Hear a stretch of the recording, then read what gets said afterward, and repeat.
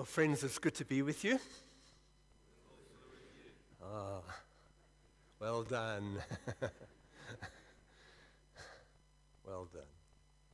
It's interesting when I first offered myself for Methodist ministry. You go on a journey of about 6 years probation, and one of my first study books that I had to study, it was the 44 Sermons of John Wesley. That's what you had to study. It was my first bit of study. And the text of that sermon is the text that I'm using today. So it's going to come up on the screen. It's Paul writing to the Ephesians, and I'm going to read to you verses 8 and 9. And I can still remember looking at these words over 50 years ago.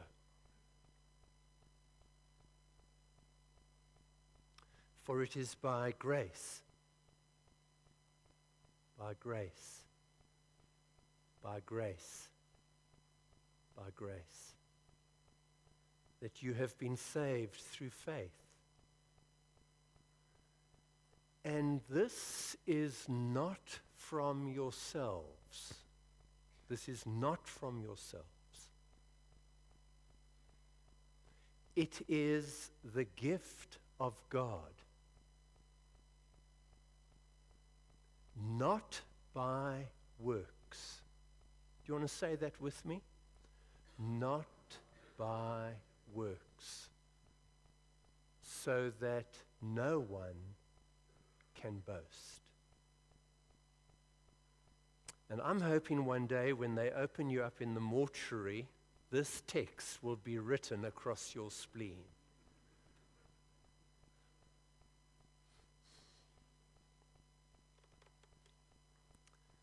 As I was preparing for today, my mind went back to a Valentine's Day. It must have been about 25 years ago, about 25 years. And on that particular night, Debbie's the woman I'm married to, Debbie had taken our daughter out for a special Valentine's evening dinner. I was at home with Mark. So on Valentine's night, Mark and I were looking into each other's eyes. So Mark said to me, "Hey, Dad, we need to go out." So we chose our favorite restaurant in Benoni, and I can mention it because it's no longer there, so this is not free advertising. We chose Rendezvous. Who of you can remember Rendezvous? Rendezvous. Down in town. It was right down in the inner city. Italian restaurant. So when Mark and I rock up at Rendezvous, they are having a special evening for couples. So we look in, it's kind of, romantically dark. Every table has got a candle on it. People gazing into each other's eyes. And then Mark and I rock up. And so the waitress found us a little table right at the back of the restaurant. And I had spaghetti bolognese. And Mark had his favorite pizza. And when we finished the meal, the waitress came across to us and said to us, "Your bill has been paid. Your bill has been paid." So I looked at, she showed it to me. Wonderful tip. Your bill has been paid. Now what do? Everything had been covered. Everything had been covered. all I could do in that moment, all I could do was to trust the waitress that my bill had been paid. I trusted her, and so we got up, happy, walked out of the restaurant, home free. Mark says to me as we go out the restaurant, "You see, Dad, what happens when you go out with me?"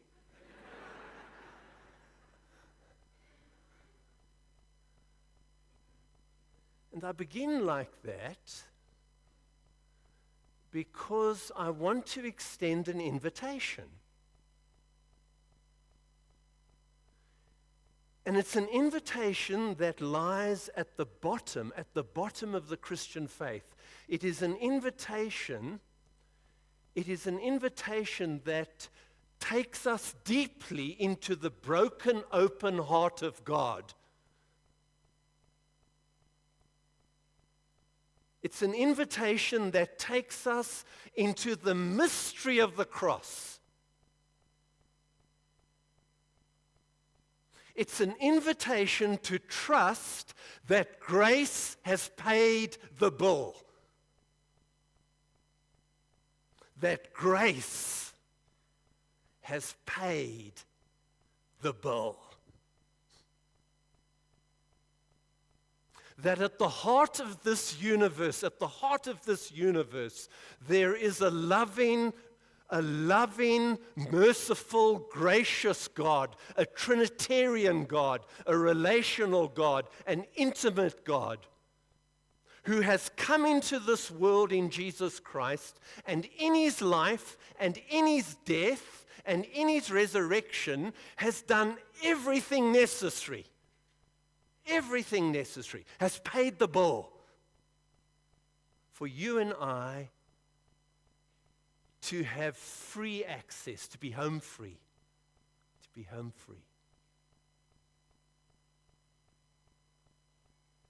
I want to invite you to trust that grace has paid the bill.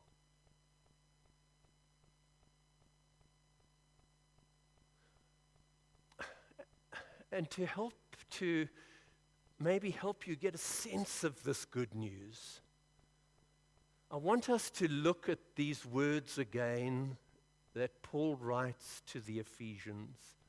They're so important. I want us to look at them carefully.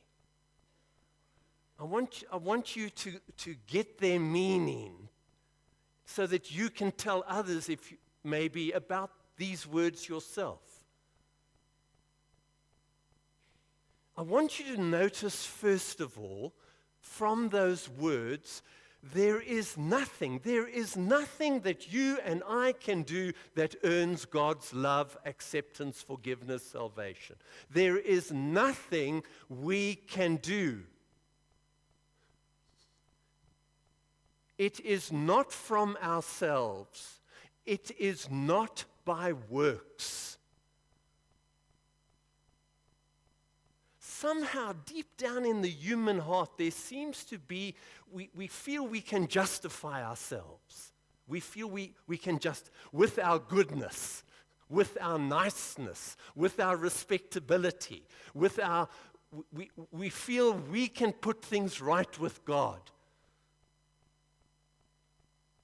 And we trust our goodness and our respectability and our niceness. You know, I've done a lot of funerals. I never forget about 10 years ago, I was interviewed by, I don't know why, by the Bild about all the funerals I've done. They had a little column on funerals. So they asked me how many funerals you've done. I've done, I don't know, between about 900 and 1,000. That's a lot of funerals. And it struck me, when I go and sit with the family, and I say, can you tell me about this, the person who's died?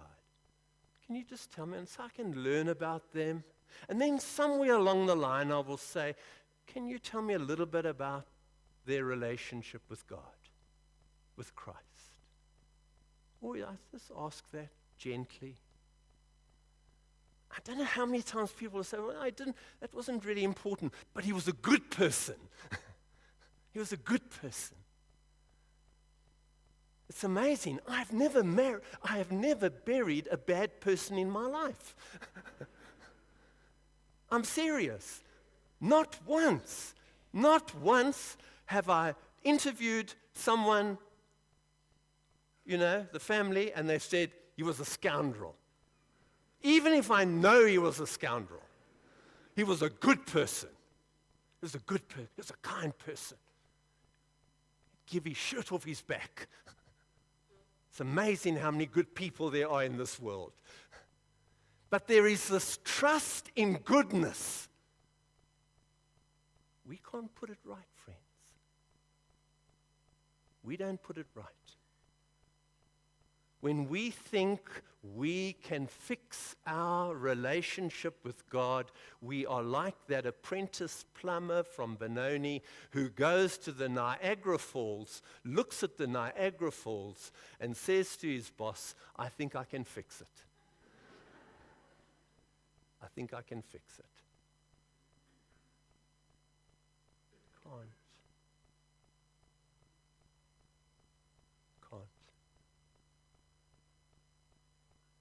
Don't trust your goodness, friends. Don't trust your respectability. Don't trust your niceness. Give up trying to justify yourself before God. But notice secondly, that it is by the power of God's grace. It's grace, not works. It is by God's grace that we are saved, that we are reconciled, that we are made right with God. By God's grace. Now, sadly, tragically, grace has become a weak word today. It's weak. It's pop. It's got very little strength. We think of grace. We think of a prayer that we say before a meal. We think of grace. We think of someone important. Your grace, your grace. I even saw a perfume the other day. Grace perfume. Grace is a raw word. It's raw. It's bloody. It's bloody. It's powerful. If you want a picture of grace, look at the cross. If you want a picture of grace, look at the cross. And look at the one who dies choking in his own blood, put to death by nice people, good people, religious people, put to death by actions and attitudes that permeate my life and your life. Indifference, hatred, prejudice, nationalism. It's in us. We crucify the love of God. And as Christ dies, he whispers, Father, forgive them. They do not know what they are doing. That is grace. That's grace. Grace pays the bill. Pays the bill. Grace takes us into this love, this great mercy at the heart of this universe, of this incredible God who comes to us in Jesus Christ and does everything necessary for anybody and everybody to have access to God. It's grace. It's grace. It's grace. But let's go back last time, quickly. Notice that grace becomes operational through faith. This is very important. Doesn't say it is by grace you have been saved, stop. It is by grace you have been saved through faith. Through faith. And again, I need to speak carefully because faith is a vague word in many ways. Everyone's got faith. Everyone's a believer. Everyone. When an atheist comes to me and an atheist says to me, I don't believe in God, that's a statement of faith. That's a statement of faith. When the atheist looks at creation and says, this is an incredible, glorious accident, that's faith. That's a faith statement. It's a faith statement. We are living by faith all the time. You came to church today in the faith that Quinn and the group and I would be here. That's a lot of faith. We are living by faith all the time. All the time. All of us are following someone. Even if it's ourselves. Even if it's ourselves. We all follow someone. This faith, when God's grace touches us, really touches us, it's a faith which entrusts ourselves to Christ. Does that make sense? We trust him. It's not just, I believe in Jesus and I believe he died for my sins. The devil can also say that. To have faith is to give yourself to Christ. Does that make sense? It is to entrust yourself to him. It is to follow him. And as I do that, grace just pours into my life and becomes operational. I receive the gift. I receive the gift. And I experience within a deep sense of freedom from my past. I receive a profound sense of assurance and forgiveness.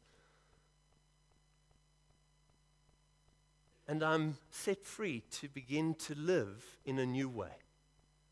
In a new way. That's the power of grace. That's the power of grace. Grace forgives us. Grace accepts us. Grace loves us. And grace changes us. It's grace. That's why that bumper sticker that you like so much, only half of it's true. You know it, hey? Christians are not perfect, just forgiven. Partly true. We're not perfect. We're not perfect. But we are not just forgiven. Because when grace touches us, it changes us. It changes us. We become different. Do we still mess up? Yes, of course we still mess up. And when I do mess up, what do? I rely upon grace to forgive me, and then I make amends if I've hurt someone. But I'm consuming grace every moment of my life so that it becomes part of me and then can flow through me. And the greatest sign that we know grace is we become grace-filled ourselves.